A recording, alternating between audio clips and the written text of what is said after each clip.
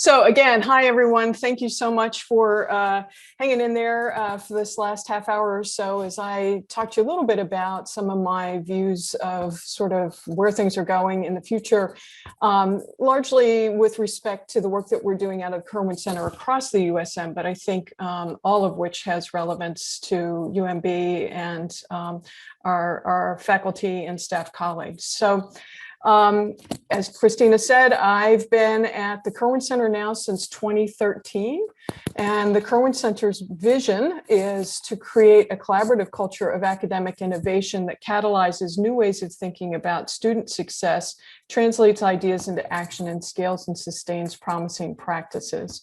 We've been trying to do that across the 12 four-year public higher education institutions across the system by capitalizing on recent findings from the learning sciences and the capabilities of emerging technologies to support your efforts to increase access, affordability, and achievement for our students across the state of Maryland. We also work to try to help you identify best practices and facilitate efforts to scale and sustain those when we discover them.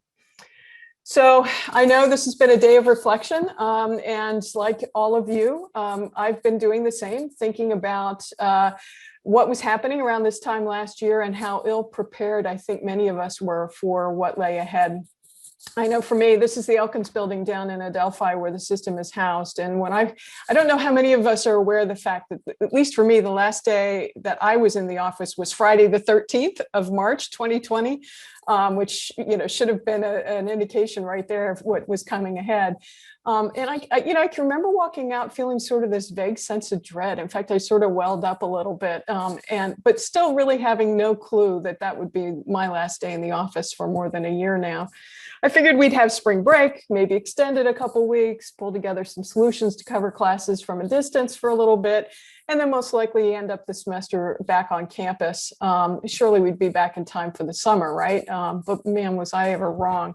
And in fact, one of those white papers that we wrote, Christina, the first one actually before the academic integrity one was this one, which was, hey, basically don't sweat it. If you're new to all this, it doesn't have to be that big a deal. Don't worry, it's not that complicated. There's a big difference between temporarily teaching remotely versus completely redesigning a course to move it online. We're going to be fine, don't worry about it. And then kind of went on to describe a variety of things that our faculty could consider as they were making this move to emergency remote teaching. So while this might have been a little naive, it does point out the fact that thankfully, our USM institutions were already really well poised, I think, to address the shift to emergency remote teaching because of the work that all of you had been doing up to this point for the last 10 years, in fact, going back to even prior to the Kirwan Center being created, in which we have been thinking hard about academic innovation and what lies on the horizon. The other thing that we've been really lucky to have are all of these great folks who are the members of the USM Academic Transformation Advisory Council and the Council for Advancing Teaching and Learning. You'll probably recognize a couple of faces here. These colleagues and the units they lead on their campuses have undertaken the Herculean effort to do what they could do to support you all, the faculty, in making this transition, first to remote teaching as smooth as possible, and then supporting you to ensure an even higher quality online learning experience over the academic year. But of course, nobody was prepared for the scale at which we were going to have to do this. So as Christina was talking about, one of the things that we were very fortunate to have access to was this partnership that was announced almost this time last year in June, I think, beginning of June, with UMGC. That we called USM On Track. And this was supported through CARES Act funding that UMGC had that they were unable to use because, of course, they were already an online institution and had not incurred a lot of the costs that the federal government was trying to compensate them for. So they inquired with the Department of Ed and they said, well, if you can't use it, donate it to somebody that will make good use of it across Maryland. So it came to us.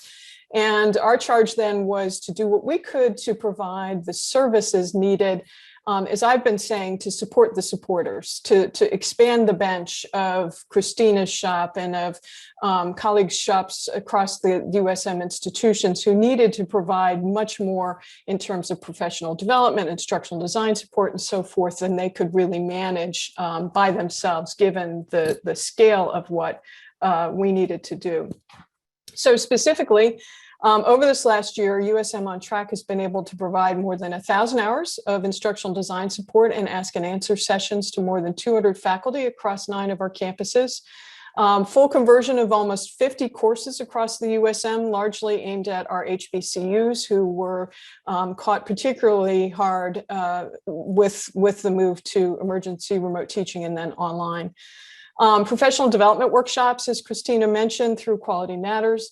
System-wide access to virtual reality simulations for well over the 5,200 students across the academic year for lab-based courses, and access to adaptive learning tools for faculty that were teaching high enrollment courses to enhance the asynchronous experience for them and for their learners, which was something that I hadn't really thought about going into COVID, but you think about how many faculty are teaching large lecture, multi-section courses for whom this was a huge undertaking. So we were doing what we can to help try to alleviate some of that burden.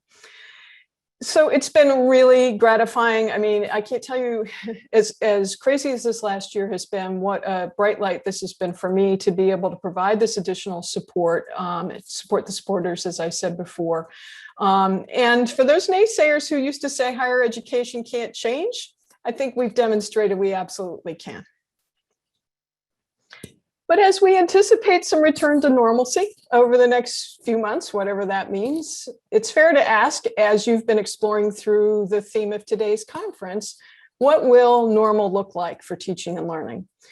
What lessons have we learned? And what's going to stick, as I've been saying, as we move forward from those lessons? Stated differently, sure, we've changed, we've pivoted, as some people have been saying, but will we emerge as more versatile and creative educators, which was the tagline in today's conference? How have we actually innovated? And what's the difference between change and innovation? Well, change is incidental. Change works within existing structures and a view of the world. You could view it as tinkering with the system instead of actually doing much more substantive kinds of changes. Doing more or less something or making an existing process better or more accurate in order to restore some balance. Change can be equated to these murmurations. I learned this was a new word I've learned over the last year or so, but you've seen the starlings and the ebbs and flows, or the schools of fish and the way that they move together throughout the water. Usually rapidly changing directions to avoid, in this case, a marauding falcon or some other external threat. And these kinds of changes are typically made quickly and reactively, yielding temporary results, or worse, as can happen in complex systems with lots of interacting parts. The attempt to solve the problem can itself cause problems down the line or elsewhere in the system. The starting point of change is the world as it is, whereas innovation is more structural and views change as the world as it can be. It involves seeing a world in a different way, challenging assumptions, creating new ways of thinking, seeing things completely. Inevitably, it involves new ways of doing things, changing values and goals, and probably structural change in current processes and systems. It requires new learning and often is described as transformational or revolutionary. And while it feels like it's been fairly revolutionary to have lived our lives largely via the kinds of devices on the screen over the last year, technology and innovation are not the same thing. A technology can be used to implement innovation, sometimes even inspire innovation, but the technology itself doesn't produce innovation. Simply introducing new technologies, as we've seen repeatedly in the history of education, simply introducing them into the mix is not likely to result in meaningful and sustainable innovation without also being very deliberate about how we're actually using the tools as well. In fact, at the Kirwan Center, we define the term technology this way: as the application of our knowledge about tools, techniques, or systems to solve practical problems. So in addition to the fact that's not how most people define technology, there are a couple of other things that should strike us about this definition. First, in some ways, it feels a little more like a verb than a noun, right? While it often involves doing some sort of thing, or while it often involves some sort of thing, either a tool, technique, or system, it's the application, how we use the thing, that's key to the definition. Second, note that what's actually being applied in the definition is our knowledge of the thing. This suggests that we have a keen sense of the affordances of the tools, the things, the actions it makes possible, in order to understand how we capitalize on the tool to be innovative. And then lastly, the definition presupposes that we're doing all this in the solution of some practical problem or a need that needs to be addressed. You might even say, unless the application of our knowledge of the thing is addressing some practical problem, it can't really be called a technology at all. So our philosophy in the Kirwan Center has been to avoid the temptation to rush to adopt the next new digital device, bright, shiny object, as my boss would call it, simply for the sake of being innovative. Instead, we try hard to ground our activities in the problems we're trying to solve, not lead with the technology itself. Although this is tough to keep in mind, all that we violate this cardinal rule out of the Kirwan Center all the time, and did so to some degree, I would say, even throughout the USM on Track work, where we, for example, were advertising adaptive learning or adaptive technology summit instead of advertising the problems we were trying to solve with those tools. So anyway, as I've been reflecting on this last year, and particularly this solving practical problems piece, it occurred to me that in the face of widespread closures as a result of the pandemic, the problem we were trying to solve became immediately clear. And perhaps for the first time ever, we were all rallying together around the solution to that same problem. How do we provide access to instruction when we can't be on campus? But as things progressed over the years, several of the other problems higher education had even before the pandemic with respect to equitable access to education were brought into stark relief. So as things continue to get slowly back to normal, using my air quotes, I'm hoping we don't lose sight of the problems we're trying to solve, and that we continue to build on the momentum that has been started in the solution to those problems.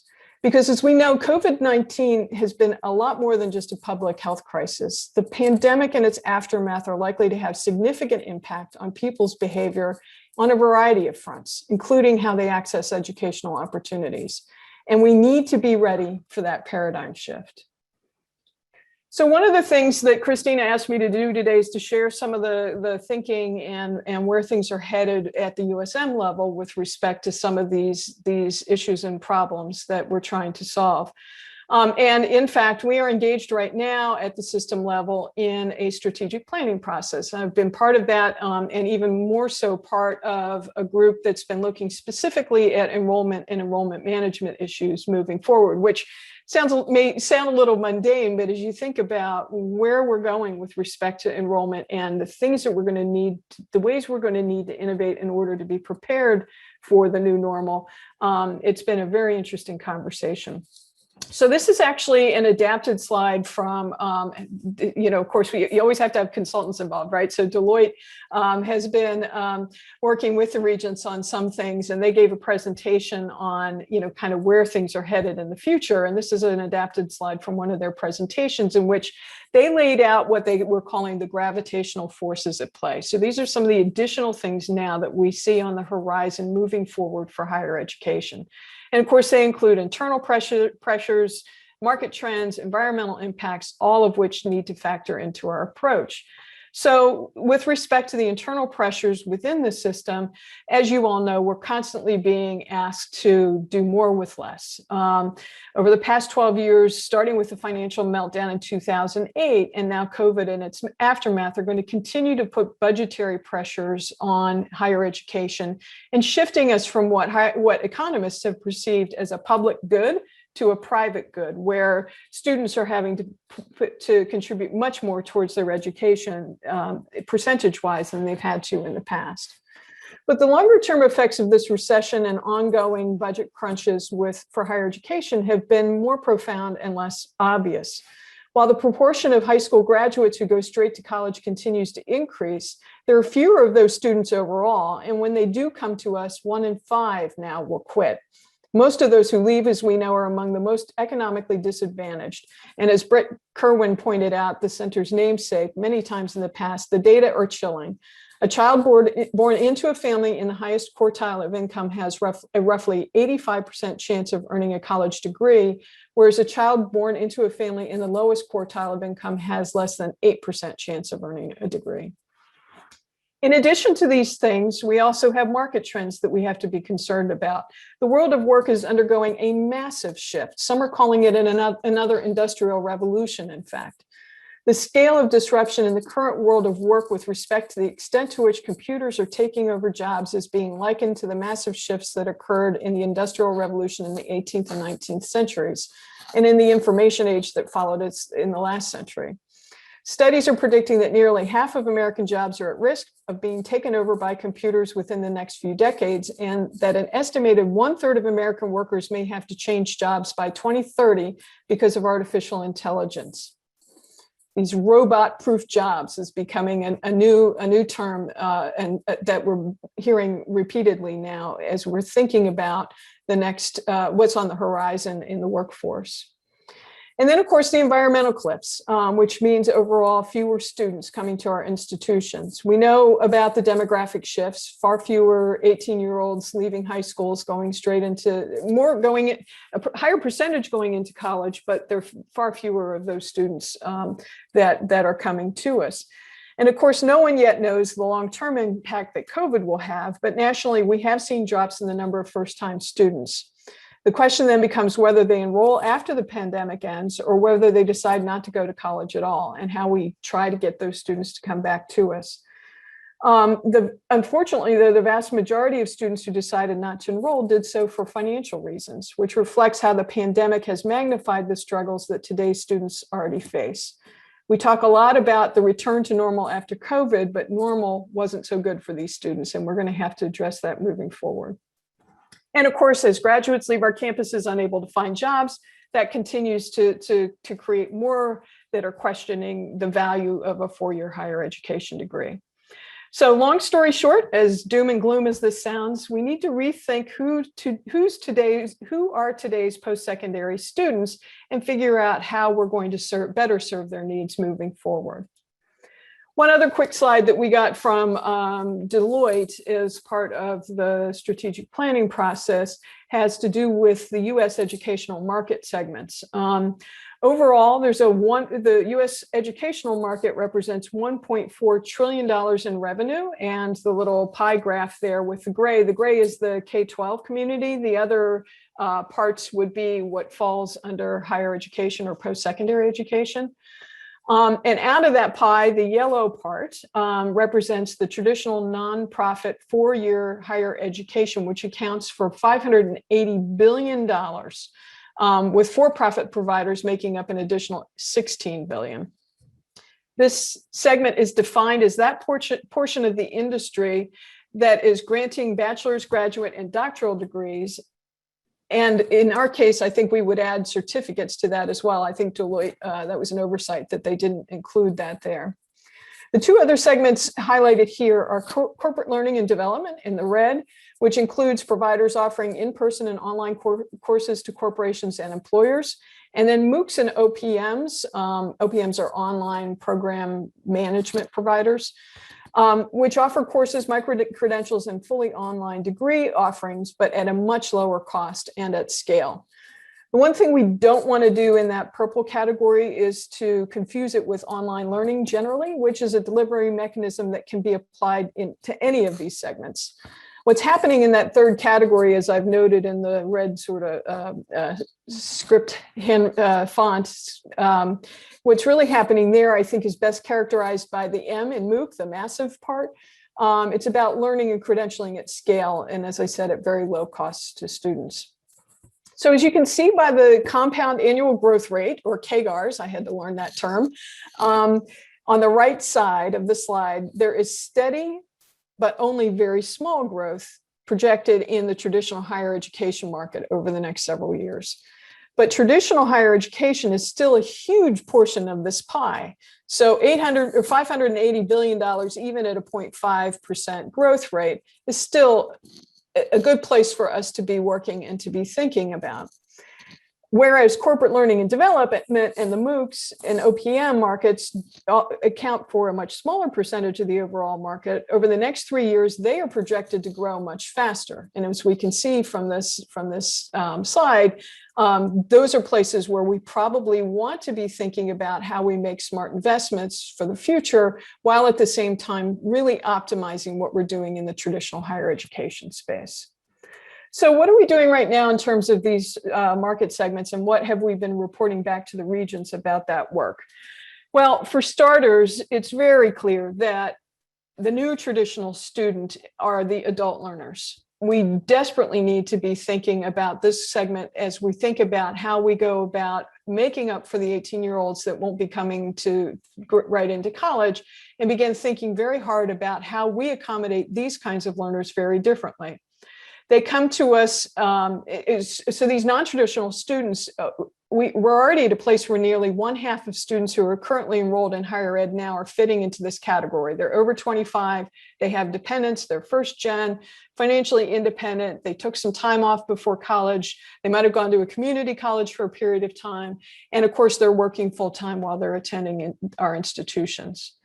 Unfortunately, too few four-year institutions are adequately addressing these changes in demographics and beginning to think about how they can work better with adult students, particularly with respect to their constant competing tension between life obligations and their educational aspirations.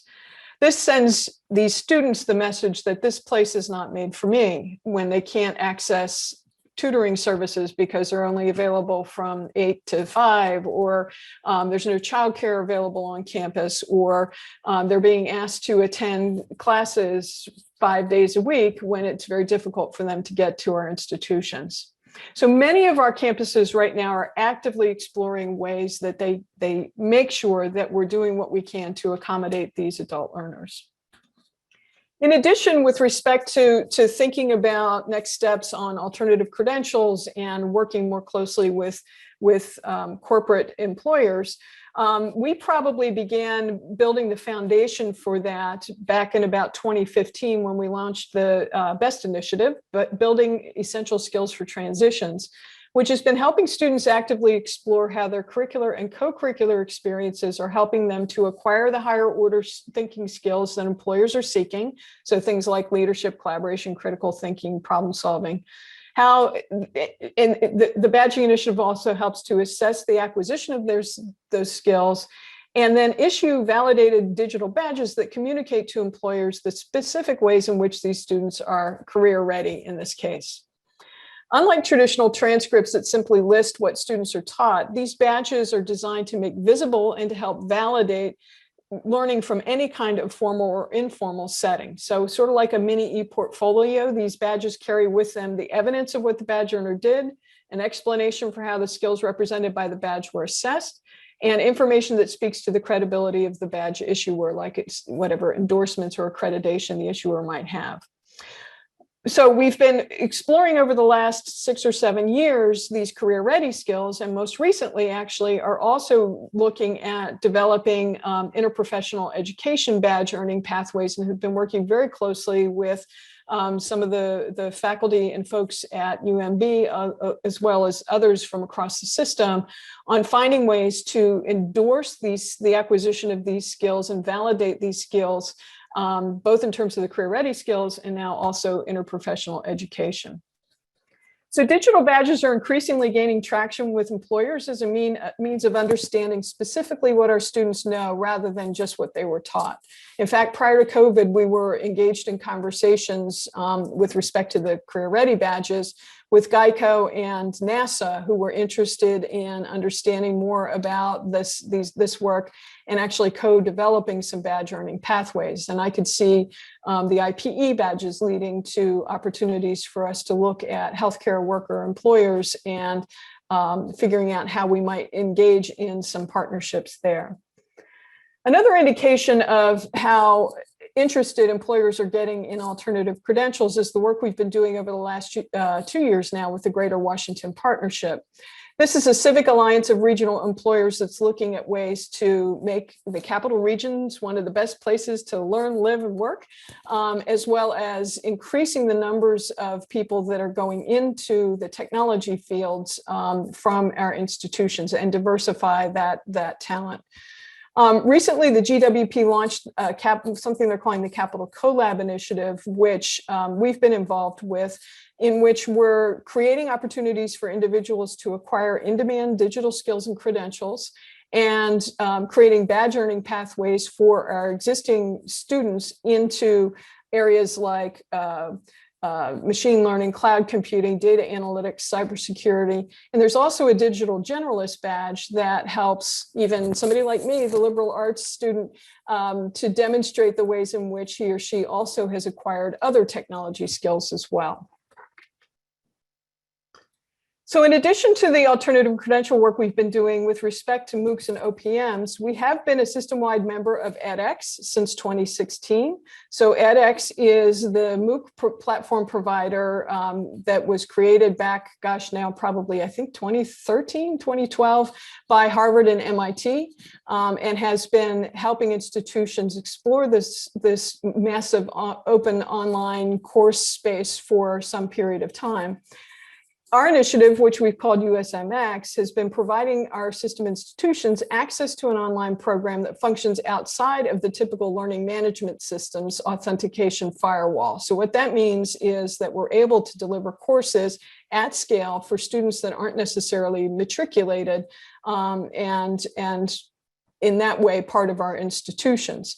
The very first MOOC that was developed on the edX platform actually was a collaboration between UMB and UC at the time on global health problems, using the Ebola crisis at the time as the platform for that discussion. So we're really excited and proud to have UMB an active participant in this work.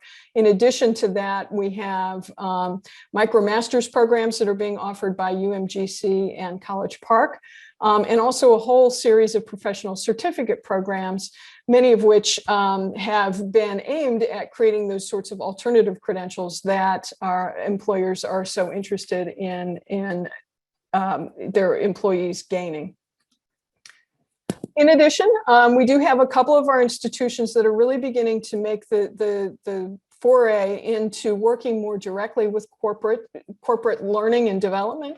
UMGC has created an entire unit that is focused on actually selling in bulk learning opportunities for corporations that are interested in upskilling or reskilling their employees. UMBC's training centers do something very similar as well, looking at ways to ensure for-profit organizations have access to the critical skills training that matches their goals and the things that they want to accomplish. So looking forward, I think, all of these things bode well for our ability to continue to address these markets. But I do think it's important. This is not a very pretty slide. I'm trying to figure out how best to format it. But I do think we need to start thinking hard about who our customers are now and in the future. So while, we have individuals and will continue to have individuals coming to us to seek educational opportunity, we also are going to increasingly be thinking in terms of corporate sorts of customers. These are organizations, whether they're for-profit or nonprofit, government, school districts, whatever they may be, that will be looking to purchase in bulk, if you will, in order to upskill and reskill their employees. And often these will be part of a benefits package that these corporate purchases will be looking for. We will still have individuals coming to us, but there'll be far fewer of those traditional 18-year-old students. Those who have, if they're out of high school for any period of time at all, it's likely to be less than 5 years. And much more, we're going to be seeing adult learners with more than 5 years out of high school, likely with a lot of work and or military experience when they come to us. We're also going to have increasingly learners that are seeking alternative credentials. They may be unemployed seeking upskilling, or they may be employed seeking upskilling. One of the things that we have to start realizing and thinking about as we think about the future is the extent to which learners will become lifelong learners, consuming education in short spurts when they need it, rather than looking for a 4-year program or a 3-year master's degree program or whatever it may be. They're going to be looking for stackable alternative credentials and for the mechanisms that they need in order to help connect the dots between those stackable credentials in order to make sense of them for themselves, as well as for those employers that will be looking for their credentials. And if you will, and not to get too businessy in my terminology here, I think all of that means that we're going to have to be looking at a very different set of product offerings, if you will, that will serve the emerging markets, and also to be looking at the ways in which, in the interim, we can also be serving our traditional higher education market. So, for example, the badging work that I've described right now is aimed at matriculated students and finding ways to communicate some of the skills that they've acquired in different ways through digital badges or other kinds of alternative credentials. But in the future, those same digital credentials, particularly the Greater Washington Partnership technology skills as an example, could easily be pulled outside of the firewall, if you will, of matriculation and be offered to companies, to unemployed workers and so forth, as smaller kinds of credentials. So in addition to the alternative credentials, we're going to have a lot more people coming to us expecting to get some credit for prior learning. They're going to be looking for clearer pathways, articulation agreements, and more frictionless transfer between institutions. And that's not just from the community colleges, it's among institutions as well. They're going to be looking for records, just like we expect from our healthcare providers, that provide a lifelong competency-based learning record of a person's knowledge, skills, abilities, and accomplishments over time. They're going to be looking for more modularized opportunities, new degree certificate types, shared programs, both within and outside of USM, and I think increasingly opportunities to share courses across institutions as well. So the big question, how do we move from change to a culture of innovation? How are we going to get from these short-term pivots that we continue to do to create a space instead for higher education to adapt in the ways that I've been describing? How do we create an environment that continually introduces new ideas or ways of thinking, then translates them into action to solve specific problems or seizes new opportunities? So one of the things that we've been playing with over the last couple of years has been, oops, wait a minute, sorry about that, has been framing our innovation work using graphics like this. So this speaks to what scale looks like in terms of both the quantitative x-axis piece juxtaposed against how we are qualitatively engaging with the new tool, system, or process, which is the y-axis. So, for example, when we think about scale, typically we think about, that quantitative piece. So a couple of faculty, sort of sporadic use of something, eventually getting to a place where we're being more selective, maybe entire degree programs or at least departments, and then getting hopefully to the point at some point in the future where we've made sweeping broad change across an institution. But what we're suggesting is, in addition to that, we need to be thinking about that implementation piece if we're going to get to truly transformative innovation. We need to think beyond simply replacing what we've been doing in the past with this new tool and calling it a day. We need to start thinking in terms of redesigning, re-envisioning, and changing the ways in which we actually do things as a result of the new technology or tool. So let me use online as an example here. Many of our campuses, I think, view online education simply as a panacea for enrollment challenges, whereas a more strategic approach would capitalize on the affordances of online to more effectively reach the students we serve in new ways. When implemented well, online education promises to expand access to students unable to come to campus on a regular schedule, reduce the overall cost of attendance, and improve achievement through personalized modular content and credentials. In other words, online education affords us, our institutions, the flexibility to envision new ways to fulfill our student success missions. One of the things I think that we've heard quite a bit, and I know you all have seen this or heard this from your colleagues, teaching online can't replicate the in-person experience. Well, I would argue that's because we're thinking in terms of replacing rather than redesigning and re-envisioning. We're thinking that it should replace the online experience instead of thinking in terms of what the tool offers in order for us to build beyond the in-person experience, to create new opportunities and envision how the tools can work differently for our learners. Another one that I've heard quite a bit, our students overwhelmingly want to go back to campus. Well, for starters, there's a little bit of an error of selection there, right? The residential experience is what we sold these students on because that's what we were selling back a year and a half ago, 2 years ago. But what about the rest of those people who, as I said before, need post-secondary education and can't access it either physically, financially, or in terms of their preparation? Normal wasn't so good for everyone. And don't get me wrong, I work out of the system office instead of at some entirely online institution because I believe there's a huge socio-cultural aspect to learning that's achieved through being physically together that we've not yet found a way to really adequately replicate through distance technologies. In fact, I'd argue our facilities are actually also a technology with affordances that we need to figure out how to capitalize on. What do these technologies in terms of our buildings and our facilities offer? And what kinds of programs should we be designing that capitalizes on those affordances as well? After all, we've put a lot of money into these facilities and these buildings, right? And in fact, pre-COVID, the largest growing population of online learners was taking classes from a post-secondary institution within a 50-mile radius of their homes.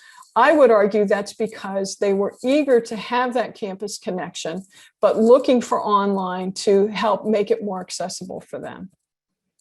But not everything needs to be offered face-to-face. So how do we think about what we need to be doing in these spaces versus what we need to be and can be doing online?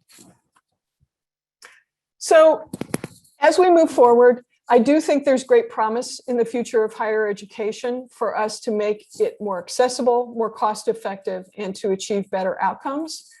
But in and of themselves, these technologies won't result in the kinds of innovations needed to transform education. That has to come from people like all of you who have made really good use of the tools over the last year and a half in order to achieve these outcomes. So I want to end by thanking you for the amazing work you're doing on behalf of students and for taking the time to reflect on the lessons you've learned with respect to technology's role in teaching and learning and how we might capitalize on the affordances of those tools to do things differently moving forward.